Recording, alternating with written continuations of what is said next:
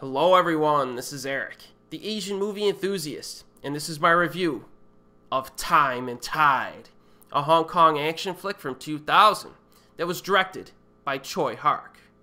Now, if you're familiar with Hark, you know that he directed two action flicks during the 1990s that starred Jean-Claude Van Damme, Double Team and Knockoff, both of which are critically lambasted as being terrible movies.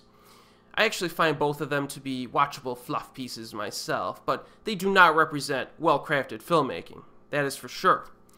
So, Hark had some work ahead of him if he was going to regain the trust of his fans, and I must say that Time and Tide was a highly entertaining rebound feature. Now, when I recently reviewed Full-Time Killer, I pointed out that it felt a little bit different from most action movies. Time and Tide feels even more different. This movie is chaotic in ways that are specific to Hong Kong cinema. The opening 10 minutes are a very frenetic portrayal of a one-night stand that moves at hyper speed and incorporates a lot of energetic camera work. You really need to be locked in as a viewer while watching this movie, because if you sneeze or you look away for a few seconds, you could miss something. Very early on, you will have an idea of what you're getting into with Time and Tide, in terms of its style and storytelling structure, but that's a good thing, I think. So what is this film about exactly? Well, after his one-night stand with a pretty girl, which eventually complicates his life, a young man named Tyler, played by Nicholas Che, starts working for Anthony Wong's unlicensed bodyguard operation. So after a little operation that they do, we are then introduced to a group of South American mercenaries who steal a suitcase full of cash. After that, these guys go to Hong Kong to set up a travel agency, which I assume was to launder their funds through a legitimate business. They end up hiring Tyler's bodyguard agency, well, Anthony Wong's bodyguard agency, which Tyler works for, to protect their boss.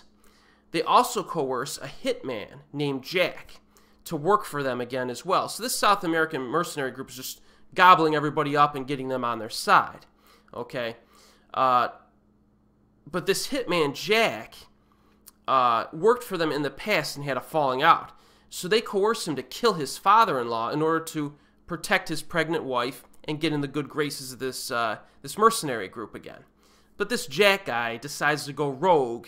He betrays them and tries to murder the South American mercenary boss instead, which leads to conflict with the bodyguard group that Tyler's working for, because they're protecting this guy. So yeah, the plot gets a bit complicated, right? And it might confuse the viewer at times, especially when one takes into consideration the frenetic nature of the storytelling. This seems to be one of the main criticisms that I've read online, and it is an understandable gripe. But if you pay attention and you watch the film multiple times, most everything begins to make sense, I think. Regardless, though, the fast pace makes Time and Tide a lot of fun to watch, even when there's no action on screen, and even if you're not sure exactly what's going on. I really like the characters in this movie, actually. It spends just enough time with the leads so that we get a good feel for their outlooks on life. This includes both male leads, Tyler and Jack, as well as both of their love interests, who have some, quaint moments together after running into each other multiple times. They kind of befriend one another. And even the characters who are less developed are actually fun to watch in this, like some of the South American mercenaries. One of them gets actually all of them, get their chance to tangle with one of the main characters, sometimes multiple times in the movie. So this is an advantage for the film because it avoids just throwing in an army of, colorless henchmen who just get killed real easily with, single bullet shots, which, can work at times in movies. But this movie does not take that route, and I think it benefits from it in this case. So most of these dudes are tough to take down, which adds some intensity to the action scenes. And speaking of the action, it's always amusing watching Nicholas Che in action movies because he has his own style of physicality going on.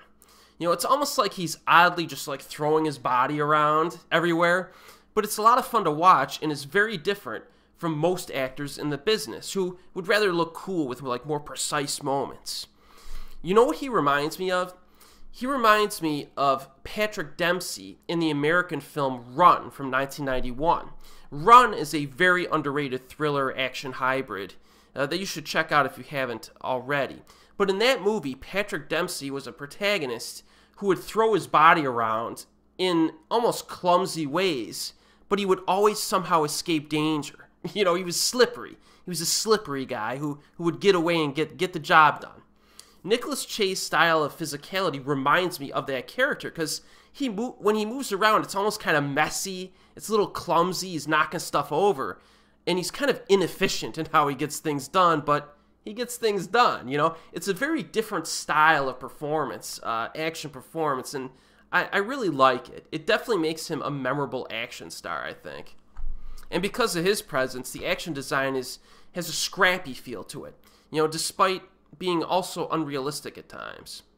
This is similar in some ways to Full-Time Killer, and like Full-Time Killer, the highlight combat sequence occurs in an apartment complex. It's no wonder I associate these two films together so much. They were released right at around the same time, you know, have their quirkiness that sets them apart from the basic action movie, and the highlight action scene is in an apartment complex.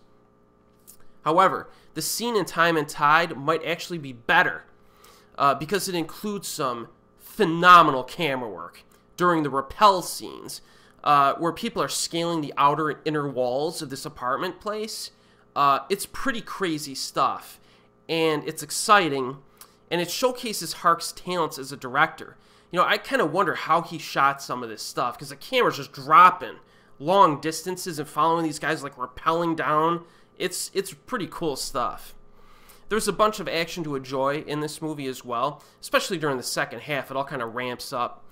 They're high-octane sequences, but also incorporate a lot of maneuvering and running around locations to kind of escape bad situations and get in position and that type of stuff. So there are some very long action scenes in this movie to enjoy because of that. You know, it's not just two guys just shooting each other, you know. It is a mix of like shootouts, hand-to-hand scuffles, and chases that occasionally become quite creative. Look out for the hurricane heist scene near the beginning, which was pretty cool. So overall, I was definitely satisfied with the action in Time and Tide. And that's really what drives this film. You know, I like the characters, performances are good, direction is really good too. But this is kind of, kind of a little bit of a quirky action flick that is definitely worth watching.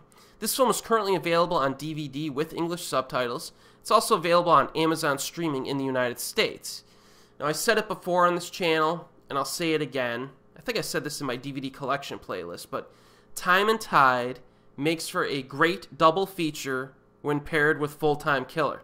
I just did that, you know, not too long ago. Every time I watch these movies, I like them more than the last time I watched them. I just saw them last week, and I feel like watching them again right now. So that definitely says something about their entertainment value. So if you want to explore some Hong Kong action flicks from the turn of the century, you've got two to put on your priority list now. So, as always, I'll see you next time.